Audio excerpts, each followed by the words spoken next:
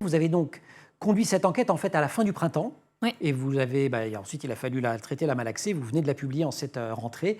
Je vous laisse donner les résultats déjà côté élèves. Ceux qui donnent des signes de détresse psychologique, c'est déjà considérable. C'est 1 élève sur 4. Donc effectivement, on voit que c'est assez significatif et on voit une évolution en fait. C'est-à-dire que en tout cas, les élèves de maternelle vont être 18% à exprimer des signes de stress et d'anxiété.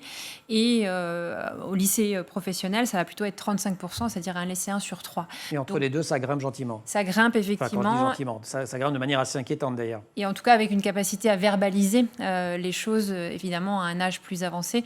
Donc ce qui pose la question pour les plus petits de cette internalisation du stress et de leur capacité à verbaliser. Pour essayer de l'évaluer, vous avez donc interrogé des enseignants. Vous leur avez demandé, c'était quoi les indices? Vous leur avez demandé quoi exactement?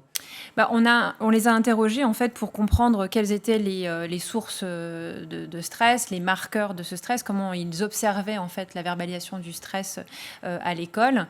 Et en fait, ce qui a été assez marquant, c'est notamment qu'ils exprimaient une perte d'insouciance en fait de la part des élèves en fait, c'est-à-dire qu'ils se rendent compte que à la fois bien sûr le contexte sanitaire et social, mais aussi les difficultés dans leur propre famille, le rapport aux écrans aussi qui a été très complexe pendant la crise, pendant le confinement, pendant toute la crise, a eu plutôt comme impact de générer davantage de stress et d'anxiété chez les élèves. Donc, ils ont des élèves qui sont plus tendus et qui l'expriment davantage, avec y compris des propos qui sont limite suicidaires parfois.